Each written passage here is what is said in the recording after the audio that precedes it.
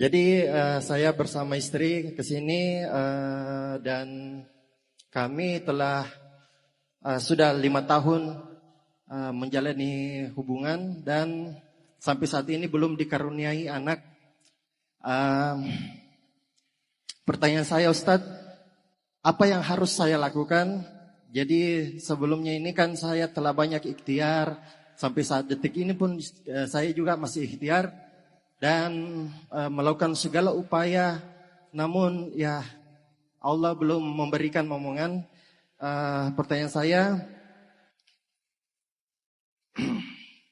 apa yang harus saya lakukan untuk bisa lebih menguatkan ikhtiar? Karena banyak sekali ya tekanan dari luar. Terkadang orang bertanya, sudah berapa anakmu? Belum pi. Itu saya kadang menjadi sesuatu hal-hal yang menyakitkan juga, Ustadz, untuk kami berdua ketika kita ditanya seperti itu. Yang kedua,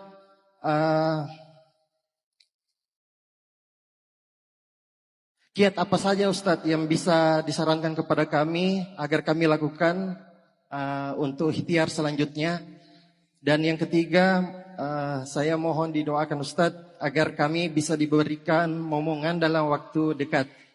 Jadi Bang Rizwan itu nggak sendiri dalam kasus ini, dalam ujian ini. Ada 2 hamba Allah yang sangat dicintai Allah, diuji dengan juga nggak punya anak selama 50 tahun pernikahan.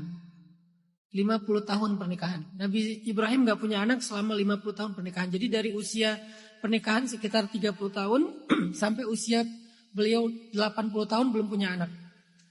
Nabi Zakaria juga kayak gitu. Sampai usianya sekitar 80 tahun belum punya anak. Nanti Bang Rizwan coba baca pembukaan surat Maryam. Itu kisah Nabi Zakaria minta anak tuh. Semoga itu bisa menjadi nasihat cerita yang baik buat Bang Rizwan dan istri. Pelajarannya di situ ternyata Nabi Zakaria walaupun 50 tahun berdoa, tapi doanya gak pernah berubah. Jadi Allah tuh kadang-kadang ketika menunda sesuatu, salah satu alasannya Allah gak pengen lihat apakah kita masih konsisten istiqomah meminta hal itu. Ada orang yang ketika setahun berdoa belum dikabulkan, dia berhenti berdoa. Karena menurut dia udah gak dikabulkan. Sementara Nabi Zakaria 50 tahun berdoa sampai rambutnya memutih, tulangnya melemah, kata beliau, walam akum bidu'aika rabbi syaqiyya.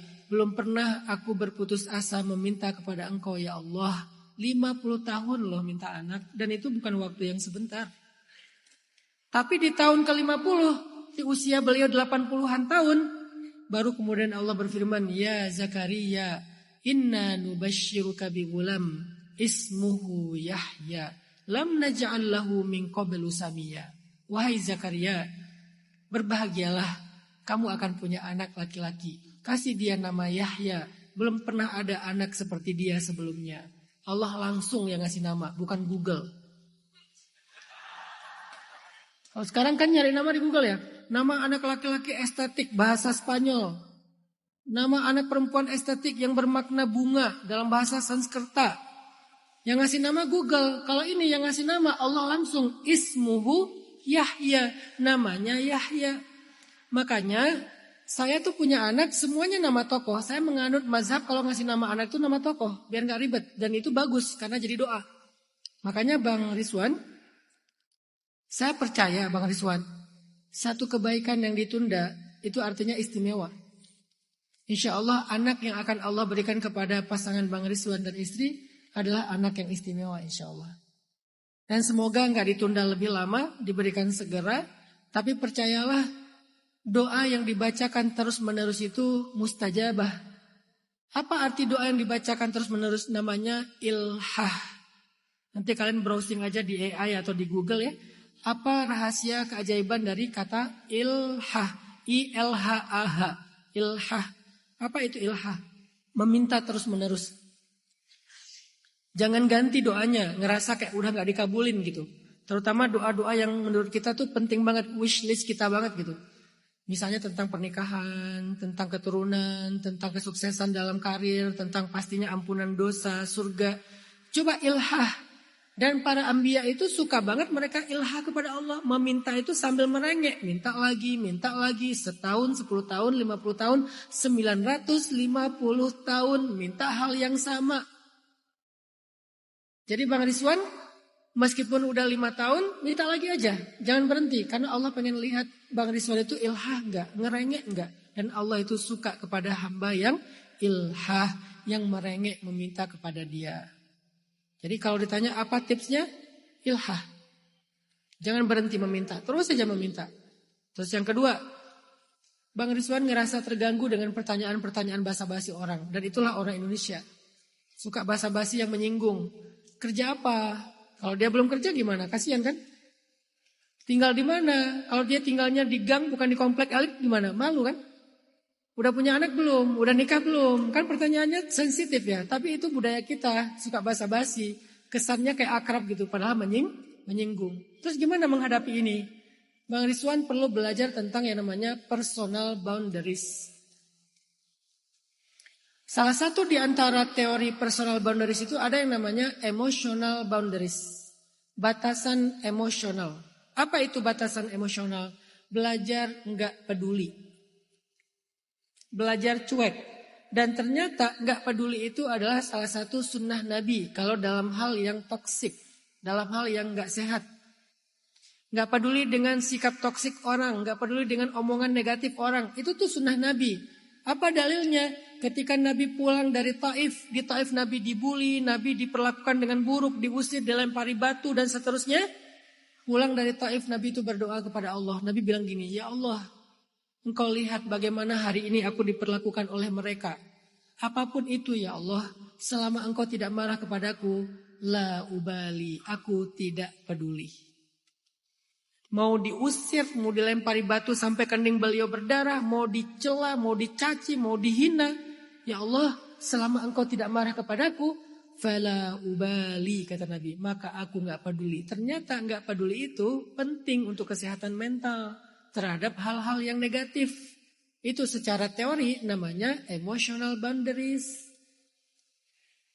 Jadi gak semua komen orang itu kita perlu peduli. Kalian pernah viral gak di sosmed? Saya sering, bahkan 6 bulan sekali sih. Rutin gitu viralnya. Difitnah, diomongin inilah, diomongin itulah. Terus gimana Ustadz menghadapinya? Sedih gak? Kadang sedih, kadang kecewa, kadang marah. Tapi la ubali, I don't care. Saya gak peduli. Kenapa? Saya nggak mau wasting my happiness, my energy untuk merespon, peduli, itu mikirin komen-komen orang. Kenapa? Saya nggak mau pulang ke rumah sebagai baba zombie yang tinggal fisik nggak ada rohnya. Kalau saya pulang ke rumah, saya pengen utuh sebagai babanya anak-anak. Sehingga ketika mereka tunggu, kan biasanya saya kalau pulang ke rumah itu anak-anak nunggu di belakang pintu ya. Pas parkirin kendaraan, mereka udah tunggu. Terutama yang paling kecil tuh, yang Ertuğrul. Begitu saya buka pintu dia langsung.